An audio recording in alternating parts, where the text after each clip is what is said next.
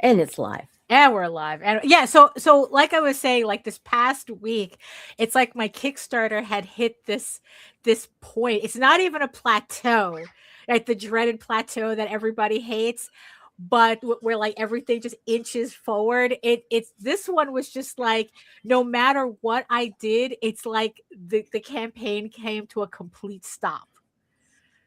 Oh, Like damn. it's like not one, because it's like as long as I'm getting a new backer a day, it's like okay, at least it's still doing a little something, right? It's still moving. But Right. when it just like stops and it's like nobody's doing anything, it's like then it's like, oh my god. It's like I think that's worse than a plateau, because it's like it's really that odd moment where it's like no matter what you do, nothing happens. Oh, yeah. And it's like, and I hate that that I don't know, it's like I kind of hate that that whole like, oh, what's the word that I don't know, kind of like that, like there's nothing, like no matter what you do, nothing's gonna happen. Yeah. It's like there's kind of like this kind of like impotent feeling, right? Where it's like, it's not gonna happen. So it's like I hate that worse than the plateau. But luckily I sent out some emails today and I got one more backer. So I'm like, okay, I got it to move. This is the first time it's moved. But then take a breath. Yeah, Let it exactly. breathe. Yeah, exactly. Right. Well, it wasn't just over the weekend, because I noticed a lot of times on weekends they don't move, period. No, I think if you see, I would have accepted that, but it was like for like several days before the weekend too. Oh, no. Yeah. Yeah. Good morning, everyone. It is March 23rd, 2026. And this is the Ragin to the vlogs. Oh my goodness. Yeah. I'm getting motivation. Oh, that's good. That's good. Yeah, it's coming. Oh, it's I'm working on it. Oh, okay. I guess like the new desk is helping, right? Yeah. Sure. Right. Actually, it is. Actually, it really is. It really is. Right. And just like, but it'd be much, much better once I get the bathroom and the kitchen done. Oh, there you go. Like just clean or just fixed or both? Oh, no. Painted and everything. Oh, like, okay. All right. Yeah. It's spring cleaning with but extreme spring cleaning. Extreme. Right. I'm radical, dude. You ready? Absolutely not, but hit it.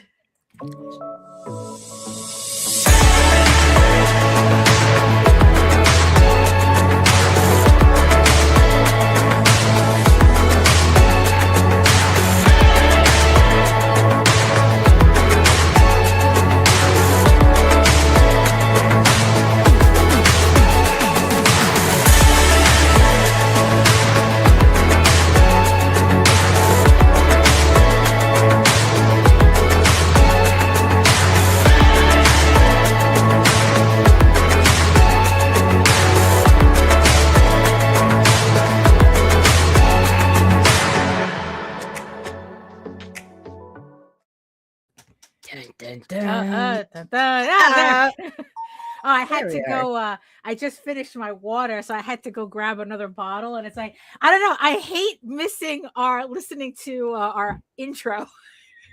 Like I said, it's like ever since I changed the music, it's like it really puts me in a good mood. Good morning, Grant. Good morning, Grant. There you go. Hello, Imaginos. Hello. Oh my goodness. So at least we know who's in the chat right now. And yes, we see you, our beautiful eyeball people watching from regions beyond. If you are joining us from Facebook, actually, let me check Facebook to make sure that it didn't private the stream. Let's see. No, okay. I got my little globe there, so it's public, so we're good. So but if you are joining us from Facebook, please come on over to YouTube and join the sexy people in the chat and keep them company. And while you're here, make sure you like, share, subscribe, and hit that notification bell so you get notified whenever any of our shows go live. So far Facebook has been holding up very well. So although I didn't realize that they delete the streams after a while. Oh yeah, they started doing that about a year ago. Yeah, which is kind of like, oh, I was hoping to be able to like keep streams, but then again, it just hit me that it's like, oh wait, I could just put up a link to whatever stream that they're deleting, to the YouTube channel if people wanted to see it, so I could do that. So I guess. Until YouTube starts to delete or charge for space. Oh, please don't say that out loud. Although, honestly, if they haven't done it so far, I don't think. You know what it is? I think that there just comes a point where they depend too much on people just uploading that, like, they would lose a lot more if they actually started charging for accounts. Although that's what YouTube Premium is for, right? Like, for people to literally charge, for them to charge people to watch, to watch YouTube. So if you wanted to watch it without ads, essentially. Right. No, but I think, no, thank you. I'm good. You just get a nice ad blocker. What's up, Lou?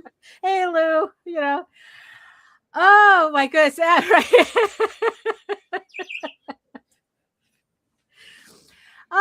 So I guess we might as well just get this party started. So hello, everyone. My name is Daphne Lage, and I'm a cartoonist, illustrator, and comic book artist, publishing since 1992. So I'll let you do the math. How long I've been at this. And I am known for the furry fantasy adventure Tall Tales. Beep. There we go. And my medieval fantasy drama, Egoraven, Heir of the First Unicorn. Both you can read online at egoworks.com. And speaking of Egoraven, we are in the last week of Egoraven issue 12 on Kickstarter. The link is in the chat and in the show notes. We have 1 week left. If this is issue 12 of a 16-issue series. In this issue, Egoraven, the rightful heir of the enchanted kingdom of Edenron, faces the elf Prince Rillian and a trio of elves from her past, challenging her right to lead and rule. Even with her friends by her side, the unicorn princess is forced to prove herself again, not only to protect her home, but the entire realm. And if you missed any of the previous issues, you can pick those up as well as issue 12 on this campaign. Like I said, link is in the chat and in the show notes. And also on pre-launch on Kickstarter is Rod Espinoza's Adventure Finders. That this is the Indie Comics Network first Kickstarter campaign, bringing you this Lord of the Rings meets Game of Thrones fantasy with an anime twist. About a small town kids who venture out to seek fortune, serve the realm, and chase adventure. This is from Rod Espinoza. You may know him best from The Courageous Princess, that was printed by both Antarctic Press and Dark Horse Comics back in the day. So we are really happy to have to be working with him for this first Kickstarter for Indie Comics Network. I'm really looking forward to this campaign, and I'm the one that put it together. So I hope you guys are too. So that's was there anything else? I think that was it for me. And joined to my left, your right, wherever you are, is Nita. Yeah, I'm here. Yeah, with her new desk set up. My new desk set up and my beautiful new rainbow bong. Oh, yes, there you go. So you're prepared. It has served me well. Well, that's good. That's good. So how are you just feeling in general? I mean, oh my God, is this therapy? I don't know. No, not really. Not really. But just what's going on, Nita? What's going on at your end? I'm staying pretty busy. I've got lots of campaigns I'm working on. I've got some editing stuff to take care of. Just stuff, man. Stuff. But I don't have to worry about this motherfucking YouTube channel. So that's there you go. Yeah. No, it's it's been pretty interesting running the YouTube channel. I've been I've Hey been Joe. Hey Joe. I've been using the posts tab a lot. Like kind of like using it as like a secondary mailing list. So if you do subscribe to the channel, it's like that's also a good way to see like what campaigns where we have available or what books are available, and just to see if that works. I don't know. Yeah. Just trying some different stuff with the channel. But also, before I forget, I'm sure everyone knows by now, but saying goodbye to the real one. For those of you who don't know, Sam Keith passed away recently. Actually, he had passed away March 15th, but they had just made the announcement over the weekend. And you know what? I was a little surprised at how hard I took this. Dude, no shit. I was very surprised. I think it was I never got my interview. Never. Yeah, you were. I sought that and sought that and sought. Yeah, that. I was telling Jose that you were trying so hard to get him on, get Sam Keith on the vlog. That you had got in contact with his agent and everything, and it was just like, God dang, dude. Yeah, the one fucking person I want to talk to in all this industry. Like, yeah. So it's like, and this is the glow in the dark Max that you gave me. Except I took it out of the CGC shell. Although I liked they're sealed, like, because it fell off the shelf and it cracked. So it's like, you know what? It's not like I'm going to sell this anyway, because it's like, this is what I wanted.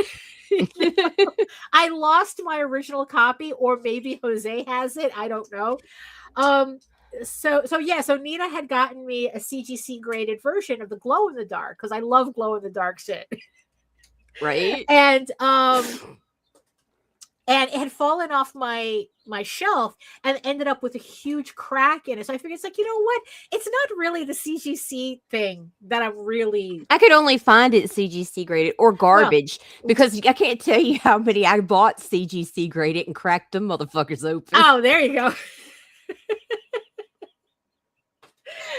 So I took it out, and then... yeah, he had what was it, Chris? Body dementia? Yeah, it was Sam Keith. What did he have? Louis body or something like that. It's Louis body. It was dementia. It's some kind of weird thing, but it's really bad and right. nasty. It's like having Alzheimer's and Parkinson's at the same time. Yeah. And I think like part of what upset me, look, we both wanted it. Bad, dude. Bad. Like, I was like tickled just getting the agent. Yeah, exactly. We were so close. And I think like part of me being like taking this really, really hard is reading up on what that disease does. Yeah, that disease is awful. Like, it really is awful. And and it was just like, it's not like with George Perez, where we really had a long while to kind of like wrap our heads around Lewy body dementia. Thank you. There we go. Yeah. Yeah. It's like if Michael J. Fox had Donald Trump's brain.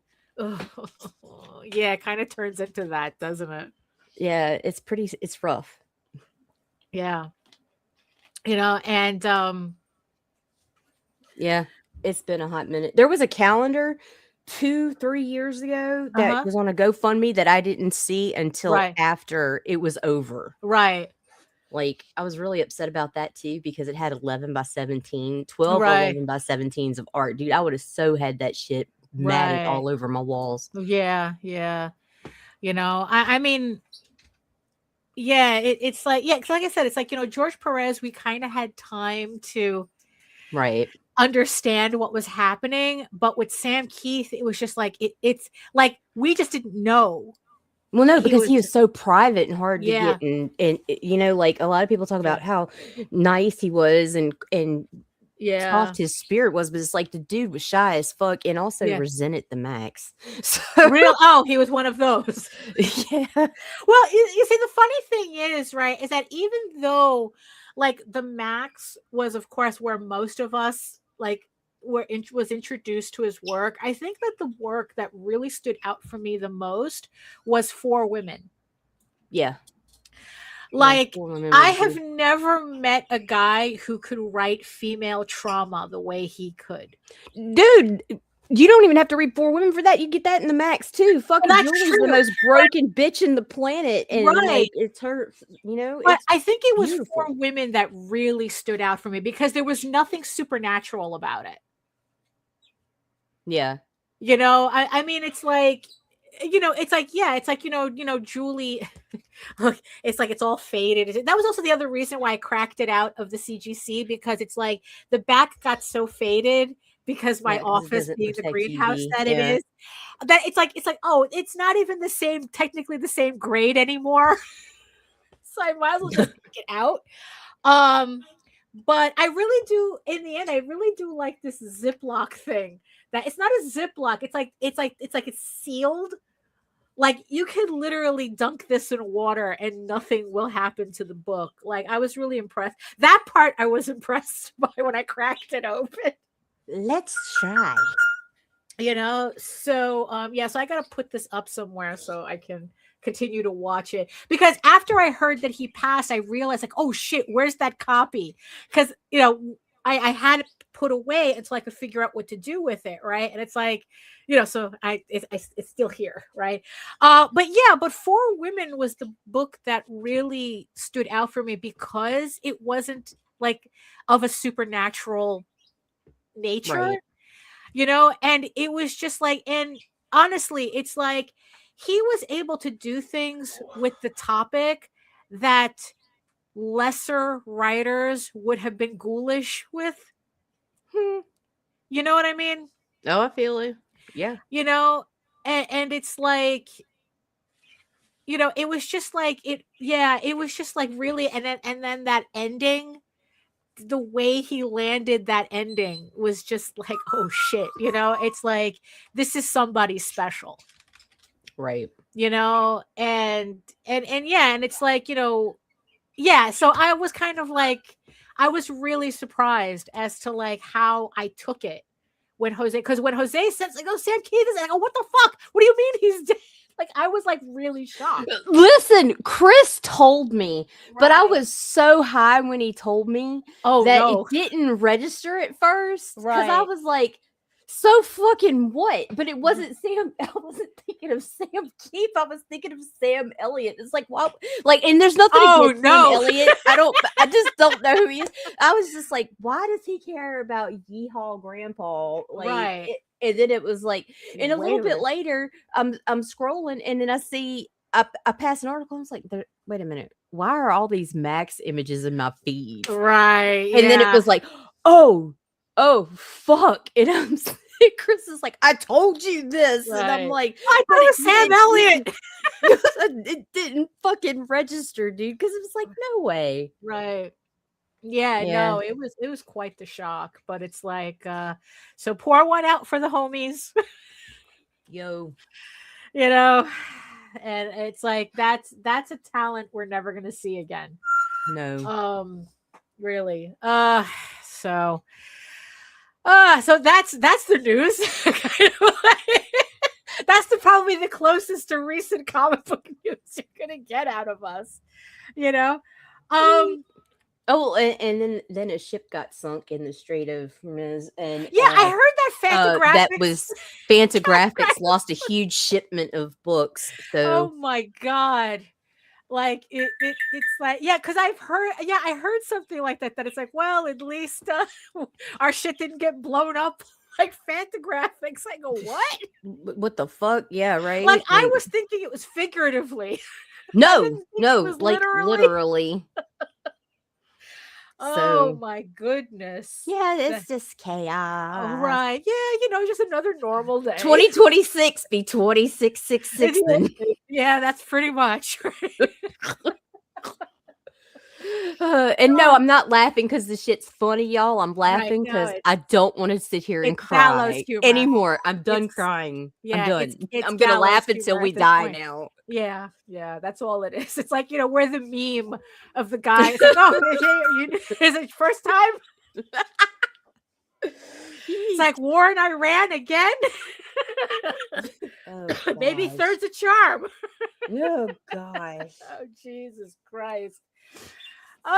So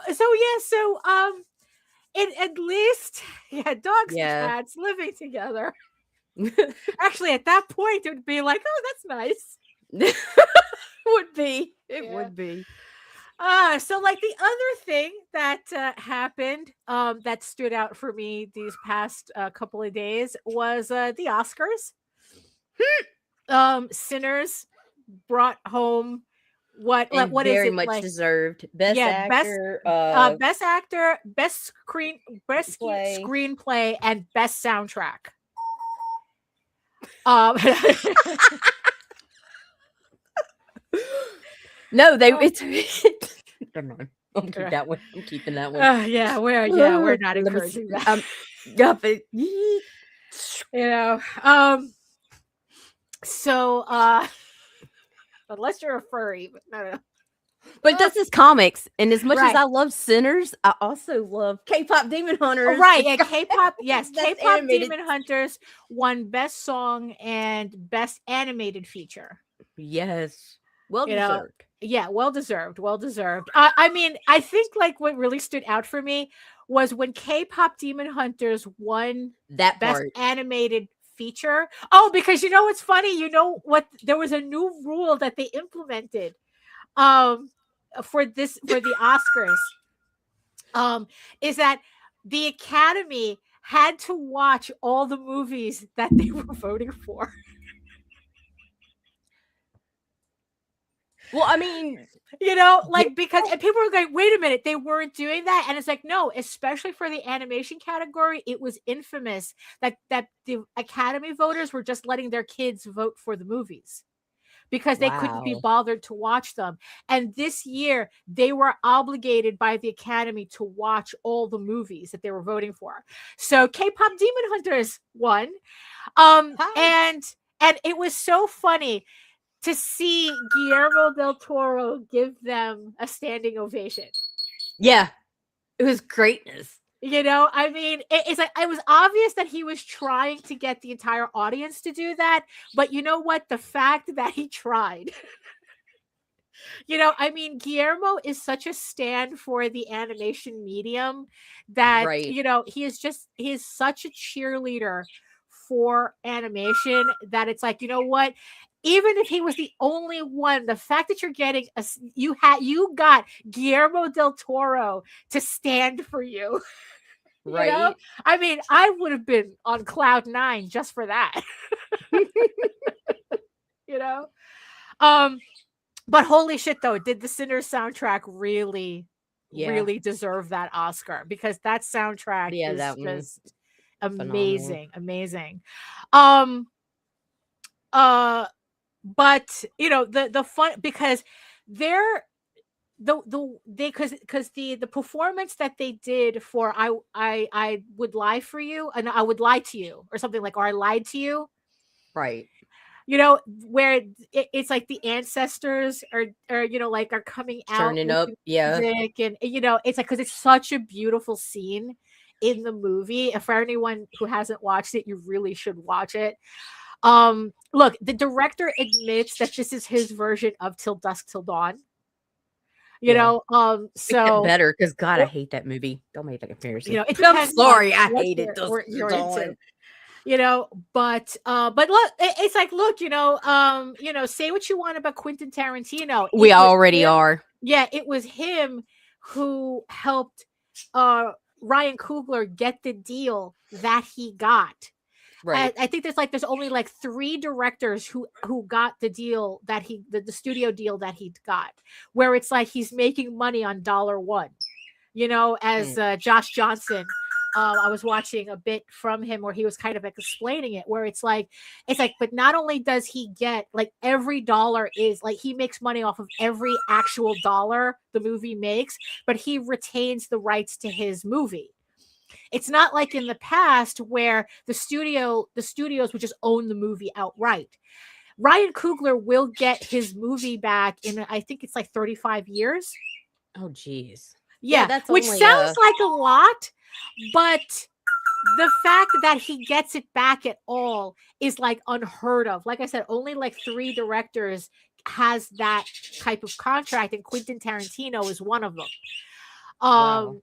And it was like one of those contracts where it's like they probably thought, this movie's going to go nowhere. Who cares, right? And then the second Sinners blew up, everyone was like, they were trying to discredit the movie. And this, it was just like ridiculous. But no. The movie deserved the awards that it definitely got. And some. Yeah. I mean, it didn't win just Best Picture. But I think that the awards that they did get was significant enough that, I'm cool with it. Like, I don't think anybody was really mad. Like, I don't think anybody really felt like Sinners was cheated, because also the movie that won, was it One Battle After Another? Everyone said it was really good. And Jose watched it. He said it was really good. And I watched bits of it and I was like, oh yeah, this is really good. So, but I'm sure that the person who did think that they were cheated was a Senior Timothy Chalamet. Monsieur Timothy Chalamet. True that. 25 years. Okay.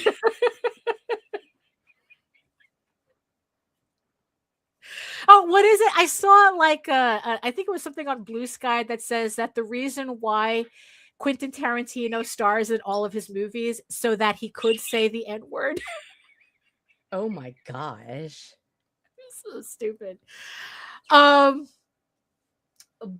yeah, so Timothy Chalamet, Chalamet got into trouble before the Oscars during an interview with Matthew McConaughey, where he kind of like threw like it was like kind of like one of these things that he was saying in passing. Like it was obvious that he wasn't really thinking, like it was kind of like a throwaway. It was supposed to be a throwaway line. Yeah. But everybody caught it. Let's just say that. Yikes. So he was talking about like how hard he felt that the movie industry, in spite of everything that's happening, was really, really trying hard to preserve the movie theater system. When you have streaming services, when you have the CEO of Netflix saying that it's like, oh, nobody gives a shit about movie theaters anymore, or right. So what's funny is that so Timothy kind of like pushed back on that idea, but he pushed back on it by doing the same thing the guy from Netflix. It was either Netflix or one of these other streaming services, where they said that what their goal is to keep everybody home watching streaming. Like they literally don't give a shit about the theater system. Right. And so Chalamet, during the discussion, Chalamet and McConaughey talked about the current trend of movies placing their biggest action set pieces up front, referencing Matt Damon's recent similar comments. Chalamet listed Netflix 2025's Frankenstein, I think this is Guillermo's version, adaptation as an example of a popular movie that pulled people into theaters without extraordinarily fast pacing. So even though Netflix produced the movie, people still went to go see it in the theaters. Right. I heard that it's a beautiful film, or very. Huh? It's beautiful. Right. It's a very beautiful film. So it's like you benefit from seeing it in the theater because you appreciate it's mostly eye candy. Right. One. Yeah, or as Guillermo would say, it's eye protein. Yeah, there you go. So yeah, it does, and then so Shyamalan continued. It does take you having to wave a flag of, hey, this is a serious movie or something, and some people do want to be entertained and quickly. The Oscar-nominated actor says, "I'm really right in the middle, Matthew. I admire people, and I've done it myself, who go on a talk show and say, hey, we've got to keep movie theaters alive. We got to keep this genre alive. And another part of me feels like if people want to see it like Barbie, like Oppenheimer, they're going to go see it and go out of their way to be loud and proud about it." This is the part where he got himself into trouble. "I don't want to be working in ballet or opera or things where it's like, hey, keep this thing alive, even though like no one cares about this anymore. All respect to all the ballet and opera people out there," Shyamalan added, to laughter from the crowd. So, of course, everybody went apeshit over that. Everybody who ain't been to a ballet or an opera in 25 years. Right. Which is, but shut the fuck up. We were all thinking it. Well, let me get to that. Because you do have a point there. You do have a point there. I mean, but the comment was enough to get Missy Copeland, who was the first African-American woman to lead I think it was like the American Ballet something. Right. I forgot her exact. Like, the woman had hip surgery and it was in retirement. And she came out of retirement just to dance in front of Timothée Chalamet at the Oscars during the I Lied to You Sinners section movie, the music presentation. She came out of retirement just to do that. The woman just came out of hip surgery and was healed by spite. Fuck yes. So, and the thing is that people were saying that he lost the Oscar because of that. But the thing is, though, it's like, considering that the ballot voting had finished before that whole thing happened, that's not the case. In the end, I think people were right that it's like that he didn't lose the Oscar. It was never his to win. That shit was going to Michael B. Jordan, no matter what. Like that's pretty much how people took it. And honestly, I didn't see, what is it, Marty Supreme, but honestly, yeah. Jordan deserved that. But other people were bringing up the fact, like you had said, that we were kind of missing. Everyone was so busy being mad at Timothée for what he said. Nobody really sat down to really think about what he said. Right. Because, because I heard the thing, I heard the thing, the controversy. I don't think so. No, I don't think so. No, he didn't. Right, exactly. If you can listen to the entire interview, right, and that's why I had to look it up. Because you see, the funny thing is that Timothée's mother and I think his aunts are ballerinas, so it's not like he doesn't know what he's talking about. But the thing is, though, I do know what he's talking about. Because it's like, it's kind of like, PBS is always doing their drives, it's like, oh, yeah, people like you, who keep this PBS alive. What's a PBS, Daphne? Yeah, I know, right? I mean, it's kind of moot right now. Right? God, I hate this fucking timeline. We're speaking in this archaic language. Yeah, I know. Public television. What's that? And I think that what he was conflating, and I have to give Josh Johnson the credit for kind of like distilling the idea down to this, right, is that it's not that he was shitting on opera and ballet. Although, yeah, when you say nobody gives a shit, Yeah, it kind of sounds like that. But, just like the CEO from Netflix or whoever said that nobody gives a shit about going to movie theaters anymore, right? So, like I said, Timothy ended up just imitating what like he was driven to protect movie theaters because of the streaming guys, right? But he inadvertently shit on opera and ballet to do it. And what people were talking about, there's some people that were talking about how the reason why ballet and opera are not as popular, not that nobody gives a shit about it, it's just that they're not as popular, is because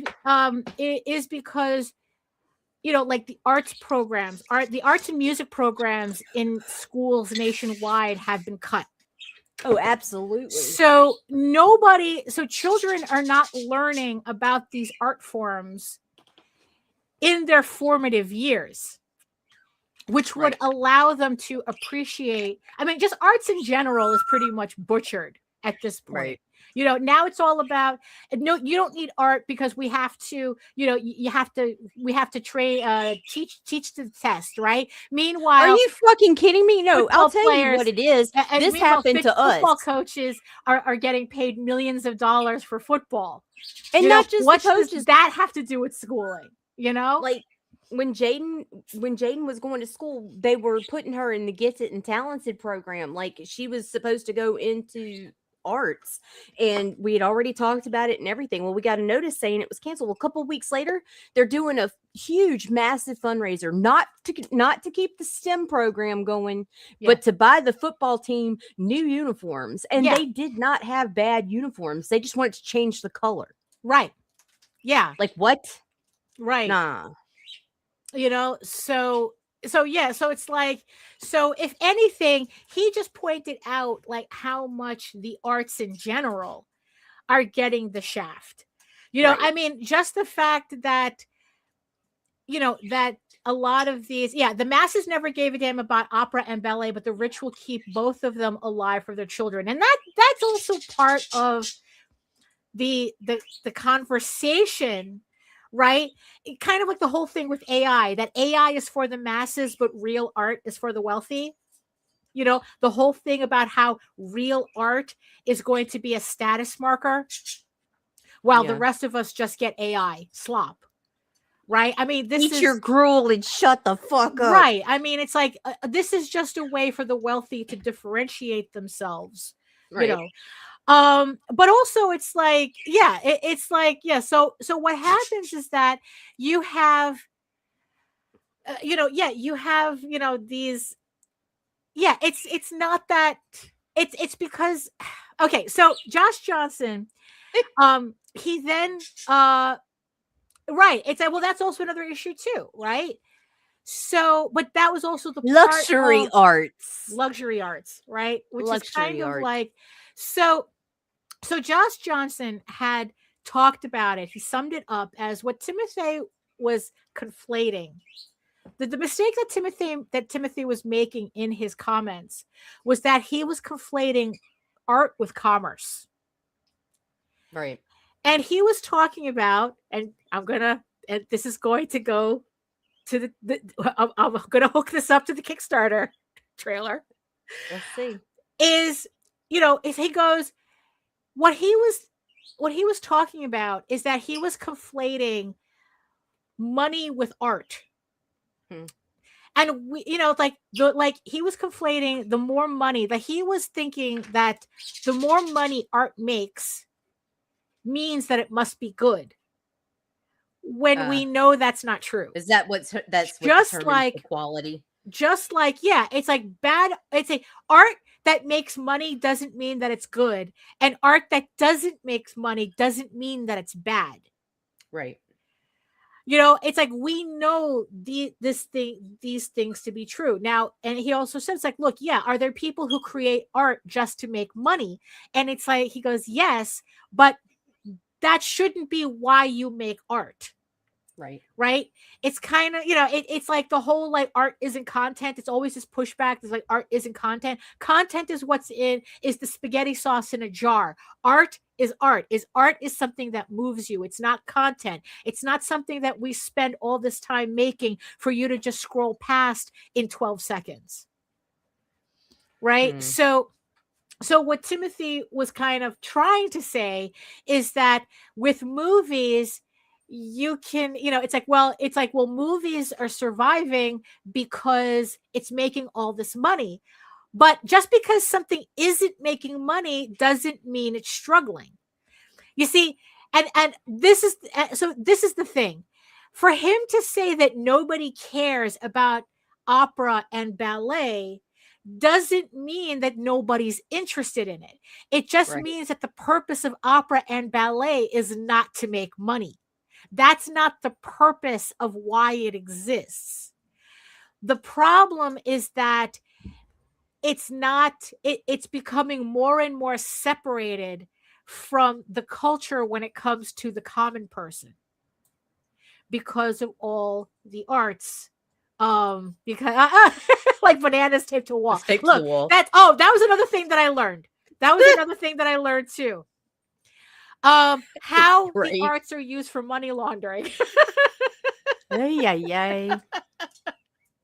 So I learned, because I never understood how was it that places like all these art auctions in the fine art world, how they launder money through them. Like I knew that's what it was essentially there for, but I never understood what it was, like how they did it. And I saw a video of a guy actually explaining how it worked.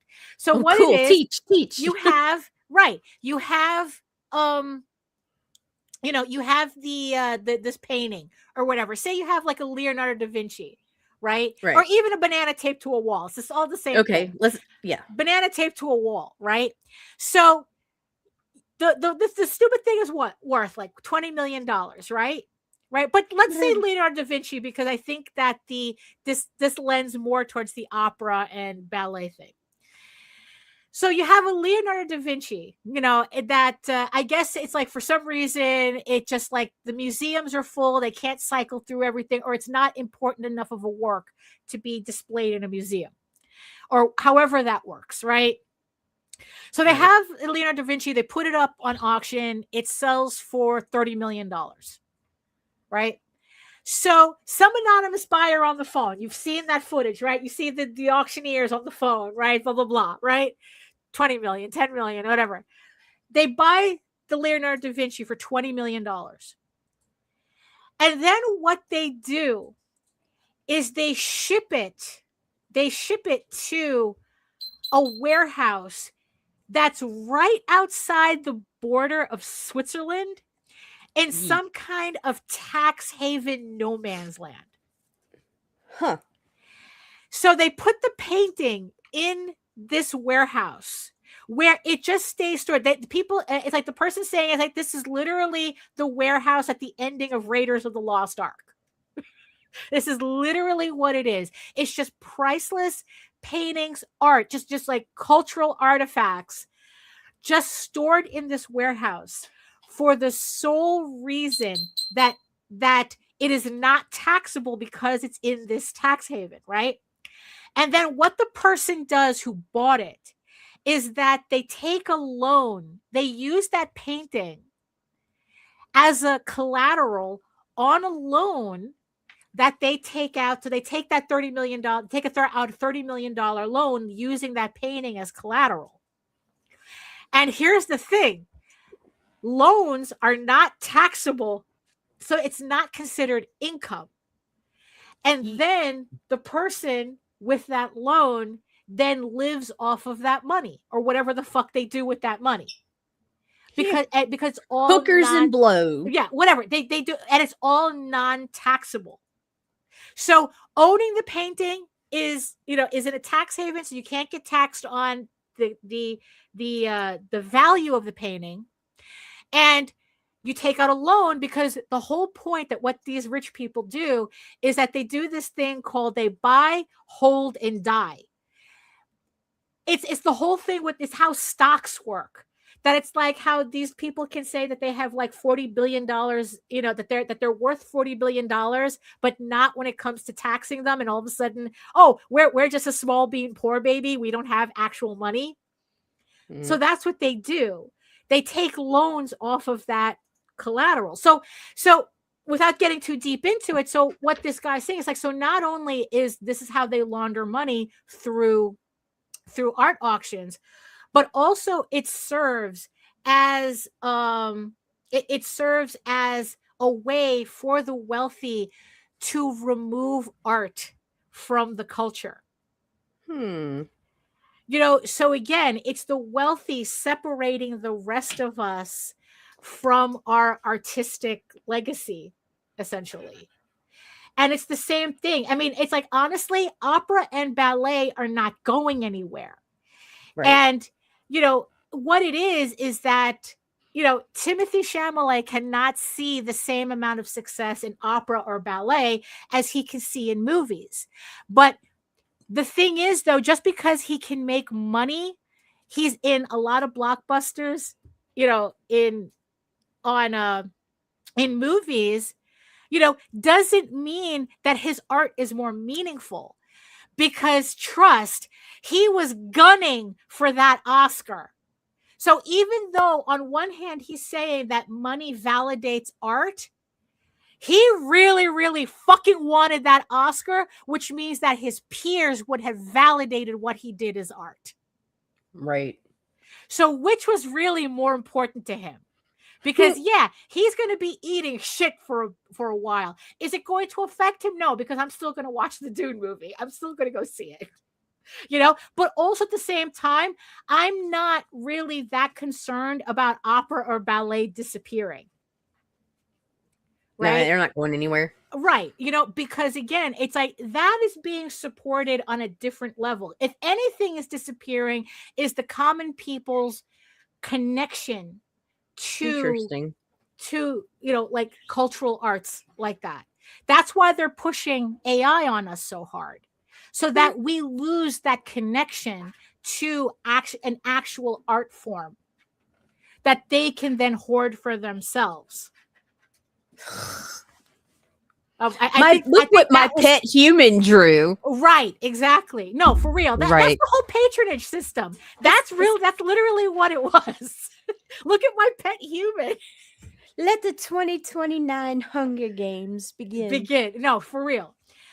So this leads me. So this whole conversation kind of like stirred this whole idea, right? About how on a much smaller level, we as creatives have a tendency to kind of fall into that. But it, you know, if you're not careful, because it's very easy to get caught up in the capitalist hellscape that we're in, where it condenses everything into slop, and then kind of like judging ourselves against that slop. Right. You know? And this is where Kickstarter comes in. God damn it. Because it's like, look, you know, Kickstarter was a marvel for indie publishers, for indie anything, really. But I'm talking about in the context of indie comics. Kickstarter was a marvel, you know? And go back. What was that? Who's screaming?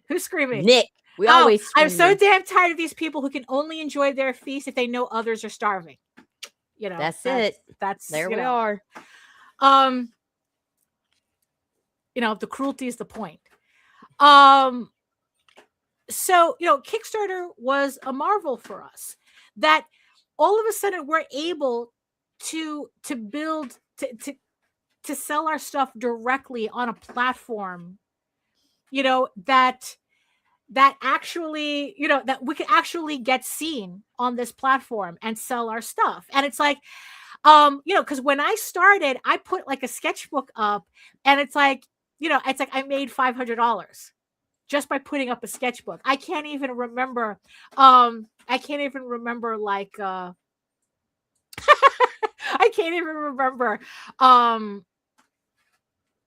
Actually, I can't even remember. Apparently, can't even remember what you can't remember. Right? Yeah, exactly. But there you go. So because I can't remember. Yeah, so I did the sketchbook. I couldn't remember the last time I made $500 at a convention. Oh, by that point. Right. So Kickstarter being able to I was able to raise $500 off of a sketchbook. I holy shit, what else can I do on this thing? Right. And it was part of the reason why I decided to do Egoraven for Kickstarter, to do it seriously. Up until that point, I was just uploading pages whenever I felt like it onto my website. Kickstarter gave me the ability to get my shit together. And not only that, but it gave me an ability to not only kickstart my project, but kickstart my audience for the book. Because, it's so it's because the first sketchbook I did, I made $500. The second sketchbook, which was House of Bob, I made $2,000 on, and then I released Egoraven, and I think I made $1,200 on it. And then it's just been it's just been gradually growing, and then kind of I'm in the position that I'm in now, where it's I feel I've I have my audience on Kickstarter, right? It's but what happened is that the longer it went, as people really got into their groove of producing work on Kickstarter, and especially during COVID, when a lot of creators found a lot of success selling on Kickstarter during COVID. And this whole idea started, and then it's what happened is that people started conflating art with commerce. And it's kind of and it's kind of unfortunately, an idea that stuck with us even until now, where where it's the amount of money, where it became almost like a contest, where the people who made the most money on Kickstarter won. Whatever that was. Where it's if your book made $30,000 on Kickstarter, that means that it's better than the book that made $2,000. You're so validated. Right. Because in the end, considering all the other places that we find frustrated in not being able to find our validation, money is pretty much the only real thing that it's you can measure money. Right? You can measure money, and it's if my book made $30,000 on Kickstarter, that must mean my book is good. Right? Conversely, though, these are also the same people that saw their sales tank after COVID. Right. And they've been brain damaged since, because they've been chasing that high of, that validation that all of a sudden I guess they feel they don't really have anymore. When really all that was is that that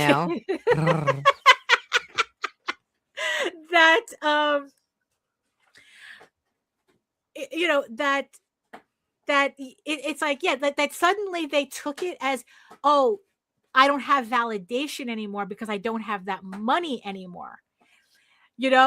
And one has nothing to do with the other, but I think that a lot of people have just internalized it, that they can't separate it. They made the same mistake as Timothy Chalamet did, where it's if it's not making money, then it must mean it's struggling. And it's no, it just means you didn't raise that money.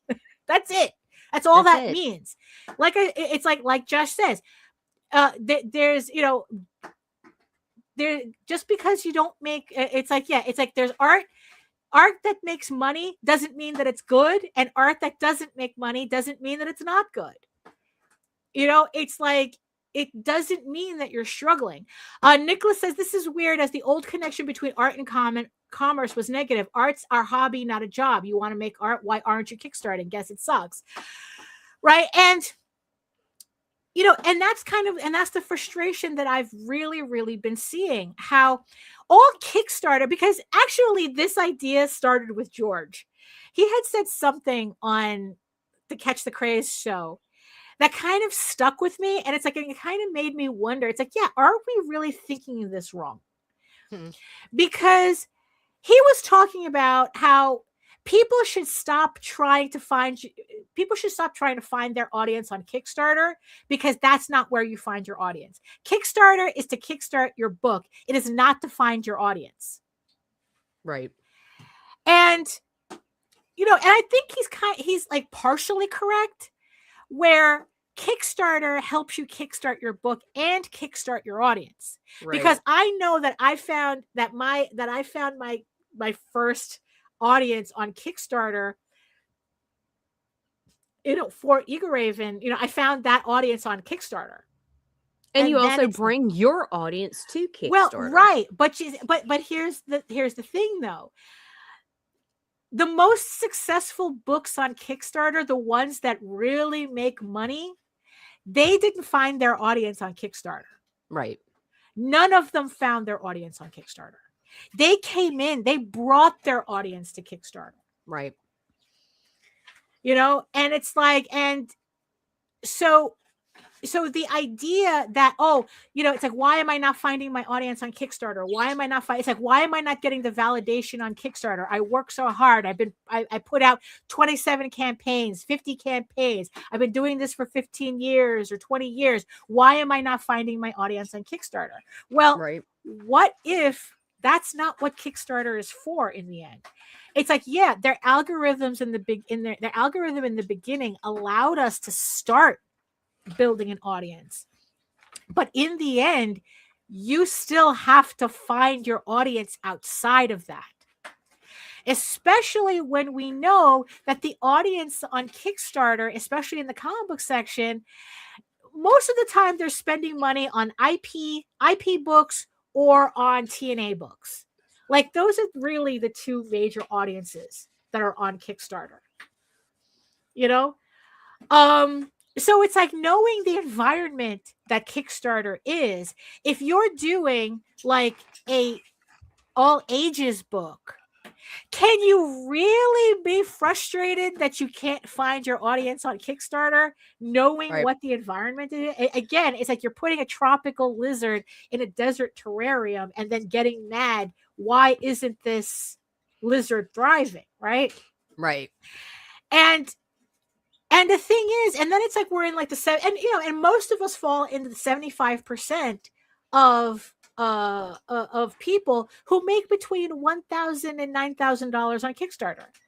Does that mean that our work doesn't mean anything? That our work is not worth anything?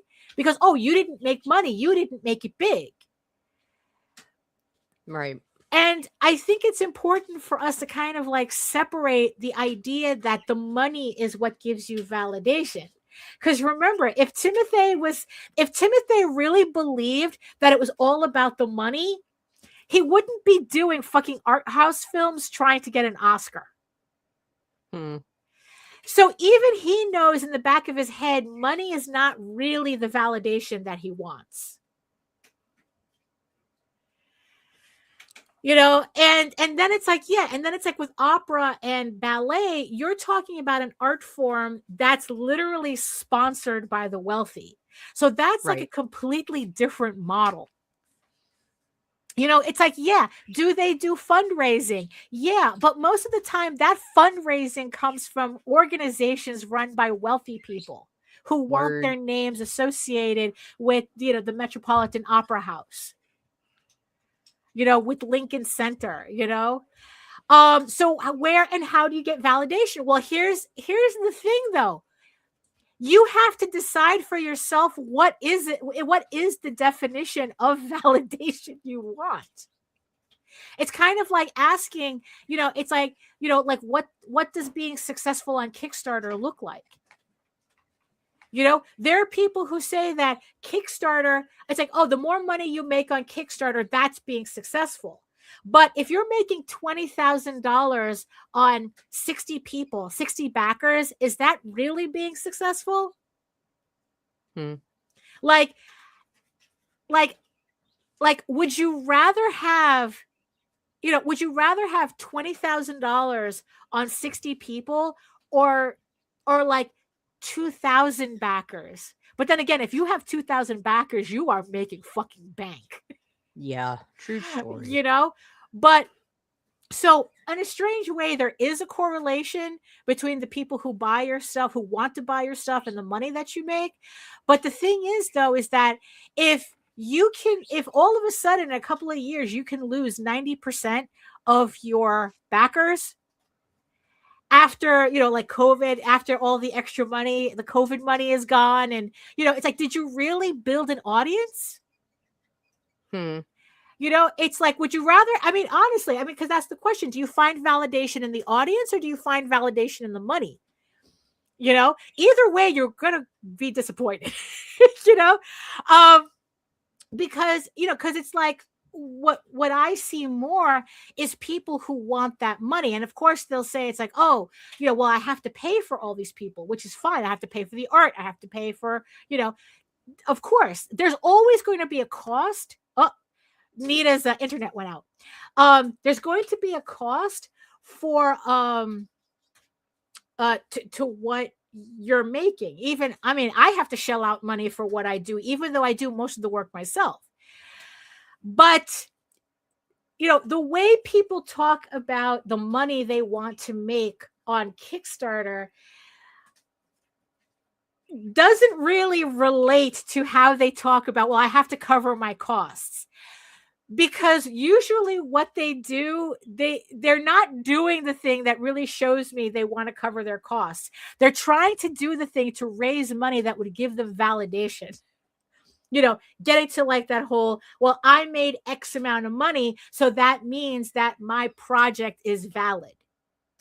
Right? How many creators have you heard say that, well, I'm doing this comic, here's my first issue, but whether I do a second issue depends on how well it does on Kickstarter.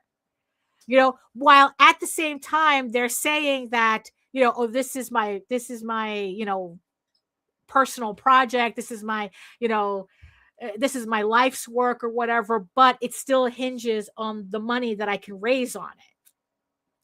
And it's like, this is kind of like where the psychosis comes in. It's not a real psychosis, but it's kind of like what the whole thing about what people say and what they do. It's not what people say, it's what they do. And I'm seeing a lot of that, where it's like everybody is saying this is an art form, but what they're doing is showing you that's really all about the money. Now, whether that money is whether that's how they're getting validation or whatnot, like if Kickstarter is inhospitable to all ages books, to me, it doesn't make sense after a campaign isn't as successful as you want it to be to complain about how poorly it did on Kickstarter. It's like you're selling a children's book on a Kickstarter, on a platform that mostly sells adult products, or adult, books for adults. It's like, why? It's like one has nothing to do with the other. So, hold on, let me there we go. I need to see my frame. So we're saying on one hand, we're doing art and personal projects, and this is my life's passion, but your actions are showing that it's about the money and you're frustrated by the money. So you're asking, so the psychosis really comes in is that you're asking Kickstarter to measure something that it was never meant to measure, which is the validity of your work. All Kickstarter does is help you raise money for your project. It is not a barometer as to whether your book is good or not good, whether it's a valid IP or it's not. And so you shouldn't be making decisions based on that, because that's not the point of Kickstarter. The money is not validation.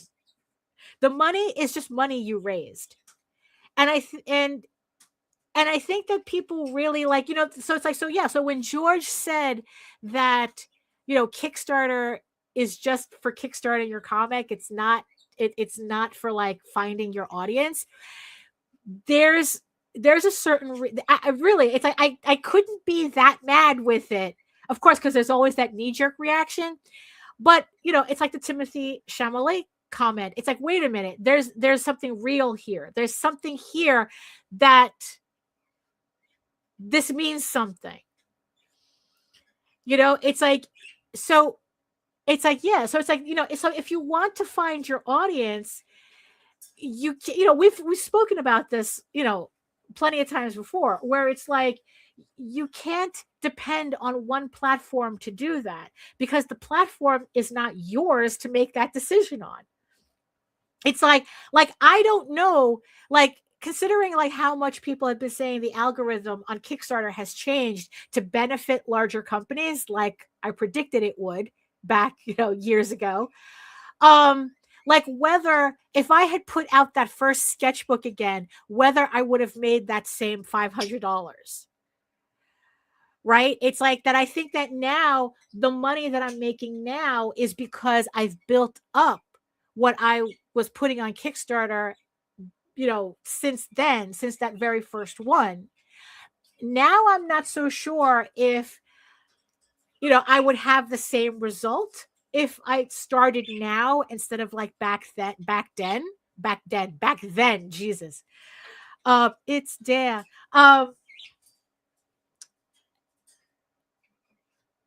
But that doesn't mean that my work isn't worth doing.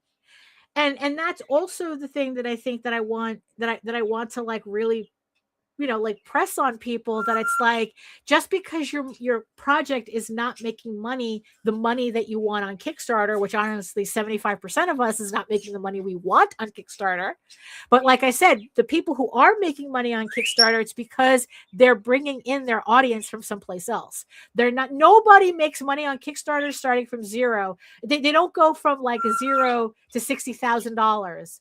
Maybe it looked like that during COVID, but these are, like I said, these are the same people who are now back at, like, they raised $60,000 and now they can barely raise $1,200 on the platform. And I think that we're all driving ourselves crazy with that.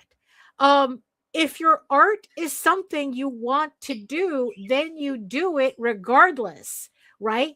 But if you want to, but the thing is, though, is that if money is also an issue, then there are other things you have to do to get that money. And sometimes the money has nothing to do with the work. I've been seeing a lot of posts on Blue Sky now of creators who got real jobs, and they've been grinding for so long that they've actually forgotten the freedom of not worrying about money gives them to do the art that they want to do. And I don't know. It's like, I've been seeing a lot of that on Blue Sky lately, where it's like an artist gets a job and they're like going, holy shit, I recommend this for everybody. Get a job so that money is not an issue in your artwork and you can do whatever you want. And honestly, I agree with that. I completely agree with that it's like that nothing sucks the art out of your art than money, than the need for money. And that's also the thing that Josh Johnson had said, that it's like the struggle is the money. The struggle is not the art. So once you take money out of the equation, the art is able to flourish. It's kind of like that misunderstood saying that art thrives in struggle. No, it doesn't. Struggle only informs artwork after the fact, after the artist had made it to the other side. But during the struggle, the art does not thrive at all. Art does not thrive in struggle at all. It's like, it's only after the fact that we're able to look back and go, oh, thank God I don't have to deal with that anymore. And then the artwork, then the creativity is able to come out because it's safe to come out. and and it's like, and that's what happens in these cases where it's like, now instead of having to like constantly job for clients, now it's like, well, I have this side job where I don't have to do artwork at this job at all. So then when I come home, my brain is completely free to do the artwork that I want. And they couldn't be happier. And it's like, look, when I had a regular job, I had no problem waking up at 5, 6 in the morning just so I can get comic pages done before I went to work. So it's not like, I go, oh, I'm working. It's like, oh, I don't have time for this. It's like, no, if this is something you really want to do, you find the way to do it. If you wanted to, you would. Right. And I wanted to, so I did. So I was working on comics before I went to work, after I came home from work, on the weekends, it's like right now, it's like, I have a Kickstarter up, it's like, I have the Kickstarter up. It's over $4,000. And it's like, it's modest. It's doing what the campaign has always done, but it's like, would I have liked it to have made more money? Sure. Yeah. Anybody would like to make more money because it's a money issue. It's not an art issue. But does that slow me down from doing the artwork? No, it doesn't, because the money is a separate thing from the artwork, So maybe, so again, going back to Nicholas's things, like, so where do you find validation? Well, in the end, it depends on what your definition of validation is. It depends on what your definition of success is. It's like, because, like I said, Timothy was saying that, oh, it's the money that validates you. Then why are you salty about not winning the Oscar? Because in the end, it's like, what he really wanted was the validation of his peers. But, but he's still going to be doing blockbusters. Dune 3 is still going to be making, the money. But he really wanted that Oscar. So yeah. So what's your, I don't know. It's like my definition of success, because it's like, that's always been something that kind of like eluded me, is like what my definition of success is. And I've said it, and I've said on previous shows, it's like, I've come to the point where my definition of success is finishing my story, is finishing Egoraven and finishing Tall Tales, because so few people in comics actually reach the end of their series. There's a lot of talk about, oh, my series is 100 issues. My series is 80 issues.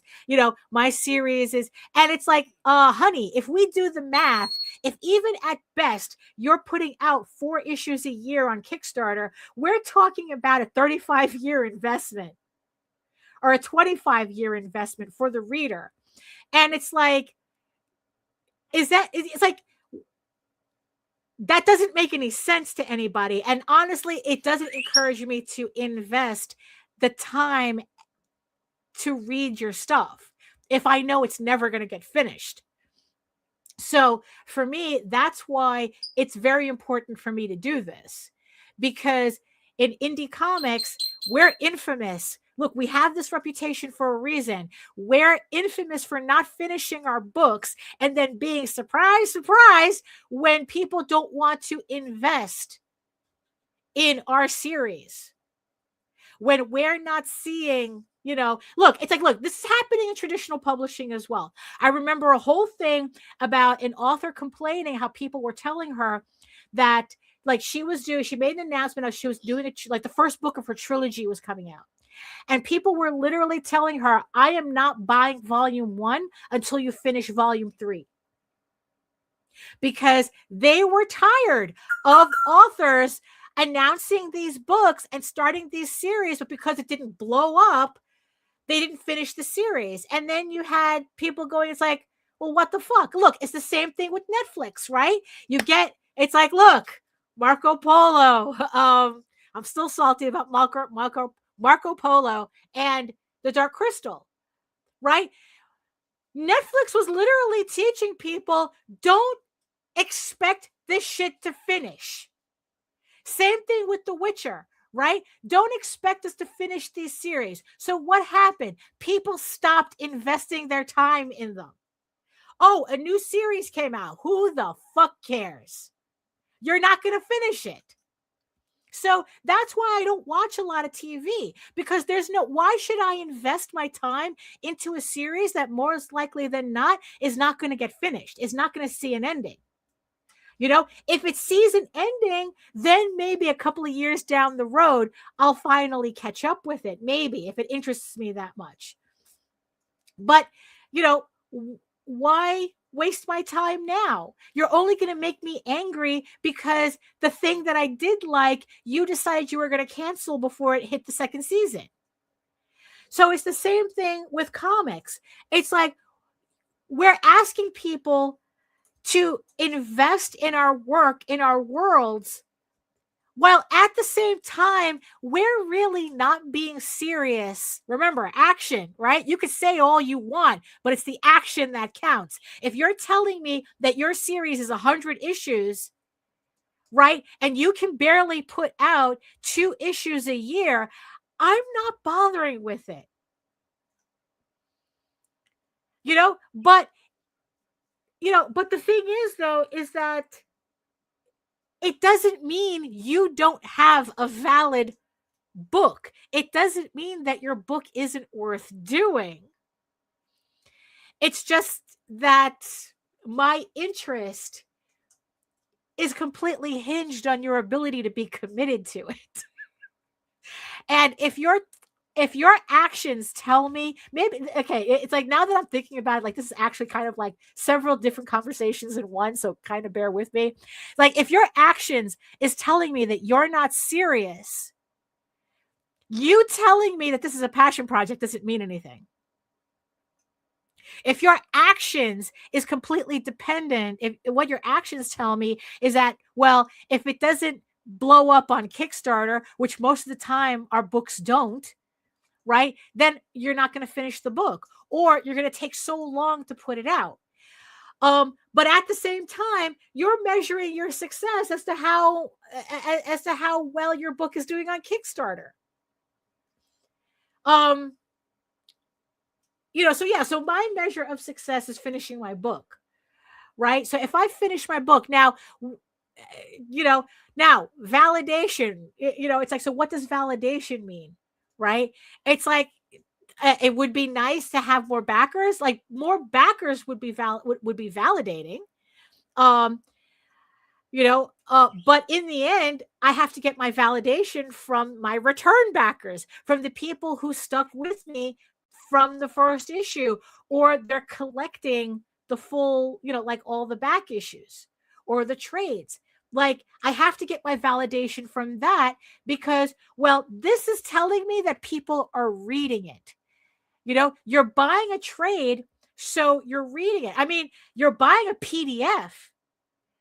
If you're buying a PDF, it's like you're most likely reading it, because you don't have anything physical to deal with, right?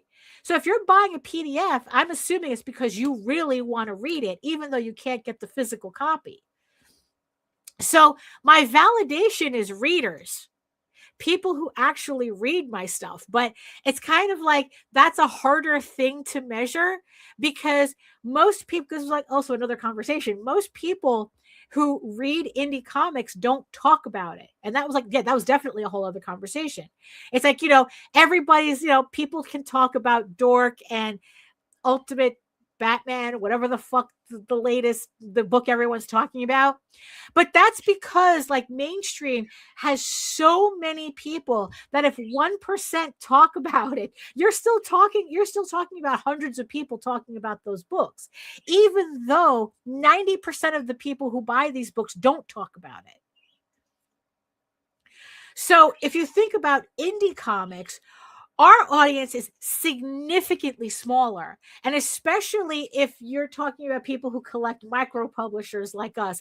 There was a debate on Jose's show yesterday, Talking Comics on a Sunday, where everyone was trying to, like, what's the definition of indie, right? Is Image indie, right? And the thing is, though, if Image counts as an independent studio, which technically they are, then that allows people to talk about indie comics without talking about micro publishers like us. Because they can say, oh, we love indie comics, we buy Image Comics or IDW. It's like, it's technically, right? Indie is supposed to mean independent from Marvel and DC. So as long as you're not Marvel and DC, you're indie if you go by that definition.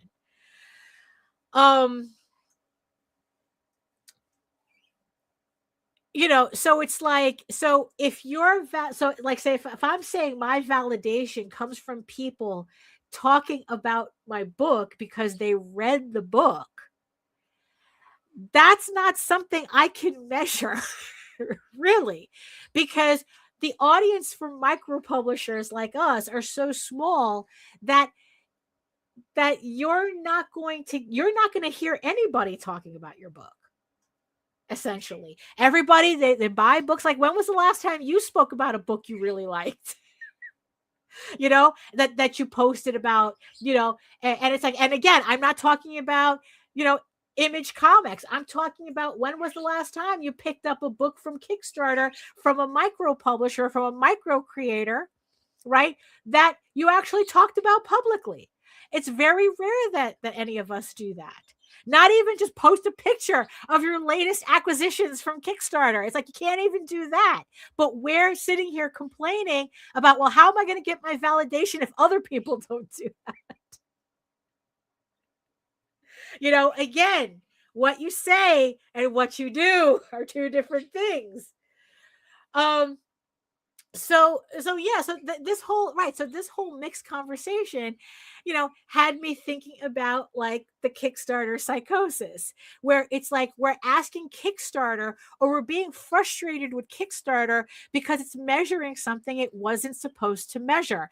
And not only that, we have no control over what it's measuring and how it's measuring it, or how the algorithm, like I said, they switched the algorithm up. So it's like, you have to be, making bank already. You have to be a successful campaign for them to support you, which is like, these are the people who don't need the support. But that's how it goes, right? That's how YouTube was doing it. And now, that's how everybody does it. It's like, they're only going to support the successful people who don't need the support, because it's a lot easier to support one person who's successful than 100 people who are not. Right? It's like, you would think that if you could get those 100 people to become successful, that would mean more money in your pocket as a platform. But nope, they would rather, it's just easier for them to raise one person, to take money out of the pocket of one very successful person, than to take money out of, well, they do that anyway, technically, but their effort's going to go into that one person, not for the 100 of us that are not as successful. So where do you get your validation? I don't know. That's a very personal thing. It really depends on why you're actually doing your book, and your why. It all boils down to your why. Because it's like, if you have a weak why, those goalposts are going to forever be changing. It's like, if your validation only comes from money, then what the fuck are you doing in comics?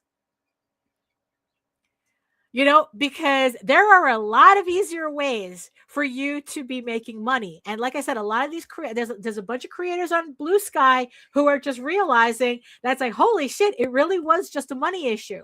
Now I can actually love my artwork. Now I can actually love my art, because money is not an issue anymore. I have this job that's paying all my bills. Everything's taken care of. It's all good. And now I can just do my artwork the way I always wanted to do my artwork. And that's it. Right? The whole patron system, right? That's what that was. A very wealthy patron paid an artist to pretty much do whatever the fuck they wanted, because having an artist in your payroll, that was a flex. It's like, look at my pet human. That was the flex. The artwork is like, sure, it's like they would, but most of the time the artists were it's like they were just paid to do whatever the fuck they wanted. Well, unless you were the Pope, and then it's like Michelangelo hated the Sistine Chapel. He hated that commission. That was, it's like that. He hated, that was a commission that he hated. He hated to do, but he had to take it.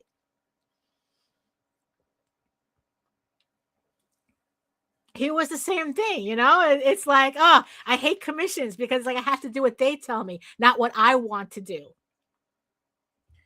Right? It is the same shit, it's just that it's the Sistine Chapel, but it's no different than, than people who kind of grumble that they have to do furry porn for money.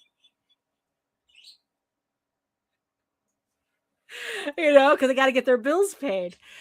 So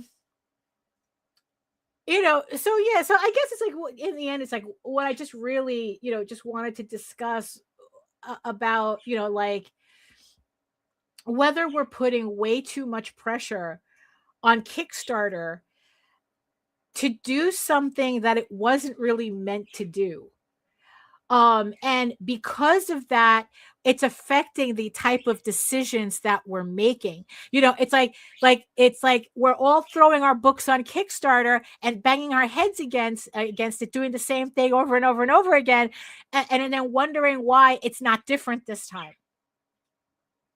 I mean, look, it's like, it's not like I didn't do that. I did that. That's the entire project of Unicorn Viking Slut, Medieval Unicorn Viking Slut. I spent a year trying to manufacture a $10,000 campaign, only for my first trade paperback to actually beat that record. It did make 10,000, but even that manufactured campaign couldn't beat out the money that my first trade paperback made. Right? And did I get more backers out of that campaign? Absolutely. Did they stick around for the regular series? Absolutely not. So in the end, what was I doing here? What was I trying to do here? Like, if for some reason Viking Slut did make $10,000, would I have just like abandoned everything else to continue making Viking Slut comics? Because that's the one that's making money, when really it's like it's the main series I want to finish. Because especially in my case, because, some people can say, it's like, well, you could take that money from Viking Slut and put it into, Egoraven. Yeah, but the problem is that's the same artist. So whatever effort I'm putting into the Moneymaker book is effort I'm not putting into the book I actually want to do. So even though technically I got more readers from that other campaign, that really wasn't the project I wanted to do or spend my effort in. So I didn't. That was just the one project. I learned what I learned from it. And then I decided, like, you know what? No matter what happens, I'm going to finish this series. I'm going to finish my main series, get those 16 issues done. And then afterwards, I can do more experimenting at my leisure. Well, I mean, but then I'll have Tall Tales to finish too, right? So like I said, my success is in finishing my books. My validation comes from people actually reading my stuff. But again, that's not quantifiable. I know when I finish my books, when I hit that last issue on both those series, they're done. I know it's finished. With the readers, are people reading it? I don't know. But also at the same time, it's like I said, I can't measure that. It's not like, if anything that I'm kind of like jealous of people who write novels is that they do have an entire system with Kindle Unlimited that tells them whether people are reading.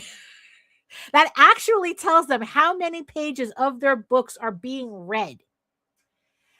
So they do have that, but we don't have that. We don't have anything like that. Look, we don't even have a Goodreads, something, like kind of like a database where people can actually review indie comics or micro publishing or whatever you want. It's like we don't even have that.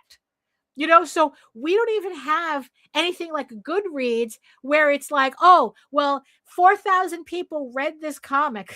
I wish, you know, and they gave it a 3.5 out of 4. Like that was the average rating, right? So you kind of get an idea. We don't have that. So instead, it's like we're just trying to throw that responsibility onto platforms that have nothing to do with that. But again, it's like the money you raise is not an indicator of anything either. It's just an indication that you raised that money, that you were able to raise that money. So I understood what Timothy Chalamet was complaining about. I completely understood it. So, you know, the fact that people reacted the way they did, I thought it was a little too much, you know, like, you know, doth protest too much type of thing. Like and because of that, I think that the real conversation we could have had about his comments was completely lost. But you know, I get it. So let me see. So yeah, so so Little Dixie says, so should we add Image to that list of indie comics? I guess. I don't know. Watch the show from last night. And you know, and the debate, the jury's still out. You know, yeah, so it's like I'm seeing, okay, so it's like because Nita, you know, like she dropped out, she's been having problems with her internet, and she warned me that she might drop out. You know, she said she couldn't play her Skyrim in peace, and it pissed her off. So so you know, so hopefully, you know, next week, she says by next week she should be okay because she's fixing up her computer a bit more. So it should be. So, oh my goodness. So thank you everybody in the chat for keeping me company, even though I wasn't really watching the chat very much, but I know you guys are there. So thank you so much. And I like to thank all my beautiful eyeball people as well, watching from regions beyond. Thank you so much for joining us. Well, at least joining me, having me in the background while you're working. I hope you got a lot of work done. You could be listening to anything else, but you decided to share your time with me, and I really appreciate it. Same thing with everybody in the chat. You could be doing anything else, but you decided to keep me company, and I really appreciate that. So thank you. That's my validation. You guys are my validation. So thank you so much for that. So if you want to learn more about me and my artwork and everything else that I'm doing, you can head on over to my website at egoworks.com, EGOWORKS, where you can read Egoraven, Heir of the First Unicorn for free. But if you prefer your fantasy to be more of a furry Lord of the Rings adventure, you can head on over, you can follow the link and head on over to my other website, talltalesonline.com, TAILS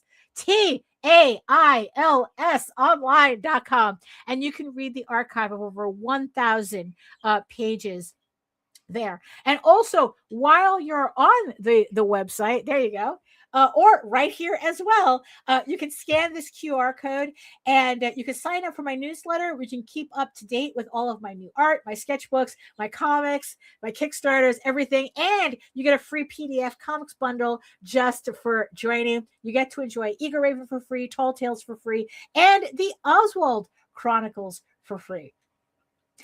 Also, one last time, Egoraven, Heir of the First Unicorn, issue 12 is on Kickstarter right now. We have 1 week left. It ends next Monday. And also, we have Adventure Finders on pre-launch. Again, the links are in the chat and in the show notes. So thank you so much, everybody, for joining me. Thank you. Everyone say goodbye to Nita. Even though she dropped out a while ago. Like I said, hopefully she'll be able to get her computer back on track, you know, by next Monday for the closeout show for Egoraven issue 12. So thank you so much, everybody, for joining. And in the words of the ancients, eat your food, moisturize, mind your business, and do the work. Because when you actually do the work, you never have to fake any of your accomplishments. Thank you so much again, and we'll see you next time.